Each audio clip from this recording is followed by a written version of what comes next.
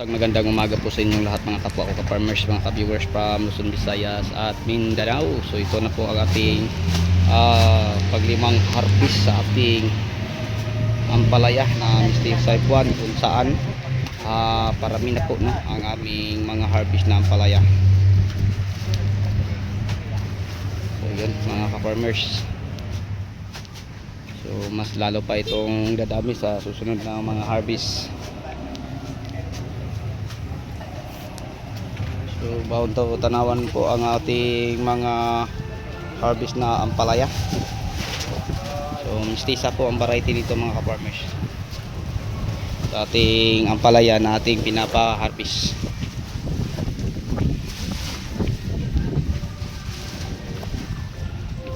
Ayan.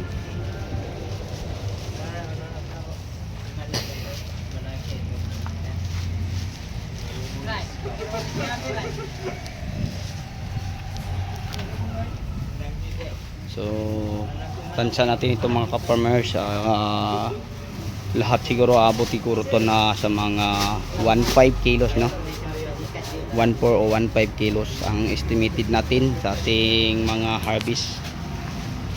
Yan, dami pang ipapain mga ka-farmers.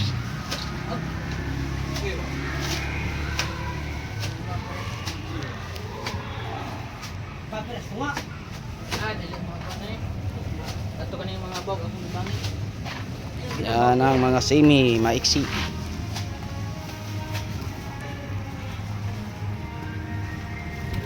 So maganda na no ang ating mga harvest kahit pa man palaging naulan. So ang napipitasan natin dito mga ka-farmers yung ampalaya pa lang. So yung tanim natin na mga kamatis at saka talong at saka siling, sigang at bell ay wala pa. So sa katapusan ng Agosto siguro may mapipitas na tayo na talong. Yun po ang ating estimate no. So ang lahat nating mga harvest mga ka-farmers ay dinadala po natin no, sa bagsakan po ng Tanawan, kasi doon po ang may malaking bagsakan at maraming mamimili.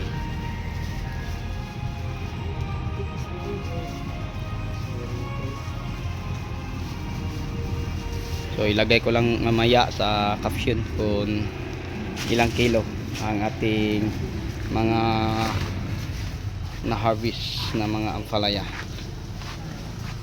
So ang ibang bunga may mga putik dahil po ito'y nakalapat sa lupa.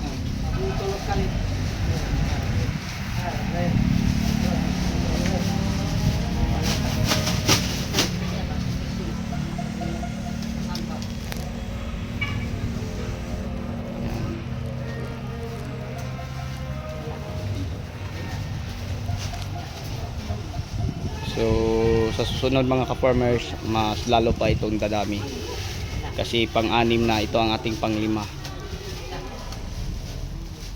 So ang estimated natin mga ka-farmers na marami na ito yung sa pang-8, siyam, 10, 11, 12 na harvest, yung mga 5 magkasunod. Yun po ang ating estimated.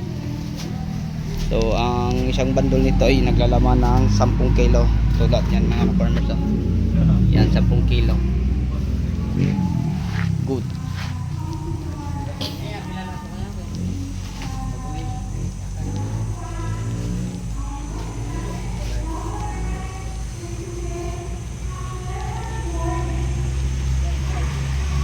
Kang Mario 12 kilos.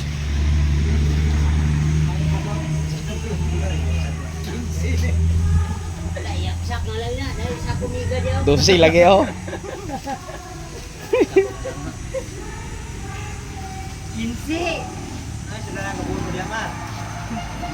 Yan po no, mga ka-farmers, nakakatuwa po pag marami ang magbabandel. Wow! May natulog na eh!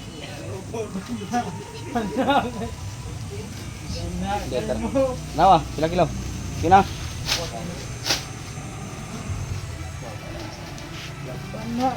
Bulong may natulog dire. Papain ang mga lapok. Kanabit ang mga bunga nga nailapok, papain yun, nauga naman. So ganyan lang mga ka-farmers. So yung matuwid, yun po ang good no.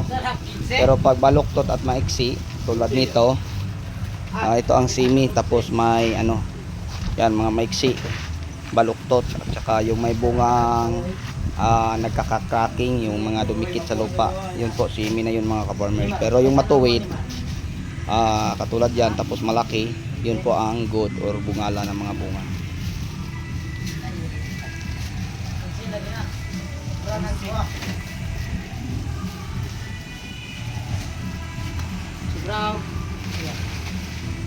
Balibag na naman ang timbangan niya. So ang pinipitasan natin ngayon mga ka-farmers, yung farm 1, pipino, ampalaya, sitaw. Dito sa farm 2, ang pinipitas natin ay ampalaya lang. So asahan natin to sa susunod na buwan, sa September, magkasabay na ang pag-harvest no sa ampalaya at saka talong, kasi abot pa to mga ka-farmers sa first week sa September ang ating ampalaya. And then may kamatis na tayo sa September, may talong. So ang talong siguro kung magpatuloy lang ang magandang panahon, hindi lang masyadong malakas ang ulan, asahan natin marami yan sa September hanggang December na yon.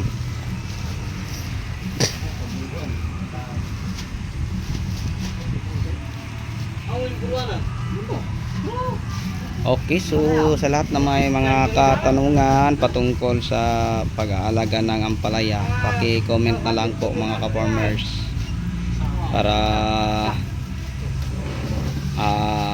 masagot po natin yung mga katanungan nyo patungkol sa mga ano ang ginagamit natin fertilizer, insecticide, fungicide, pati foliar. So mas maganda na malaman ninyo ka-farmers, kasi nagamit tayo ng mga foliar nito sa bagong tanim at saka sa may bunga na. And then yung fertilizer natin ganun din, may fertilizer tayo sa bagong tanim at meron din sa may bunga na.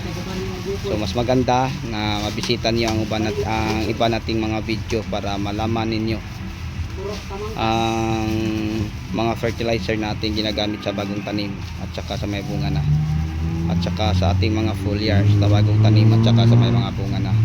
Mas maganda na mabisita ninyo. At saka yung mga fungicide nating ating ginagamit, fungicide at saka insecticide mga ka-farmers. So marami pa kayong hindi nalalaman, lalo na sa mga insecticide na fungicide sa talong at saka sa kamatis at saka sa ating bell at sa siling sigang. So sana mabisita niyo ang iba nating video. Okay, so sa lahat na mahilig sa ganitong usapin about farming, kung baguhan ka pa lang, hingi naman po ako ng isang favor sa inyo. Huwag naman ikalimutan mag-like and share at saka mag-subscribe sa ating munting YouTube channel. At i-click naman po niyo ang notification bell para updated po kayo sa mga next video ni upload ko. Okay, so yun na po siguro. So bago tayo magtapos, mega love shout out sa lahat sa ating mga subscriber, mga viewer, career at commentator. So sa yung lahat, maraming salamat po. Bye bye and God bless. Happy watching.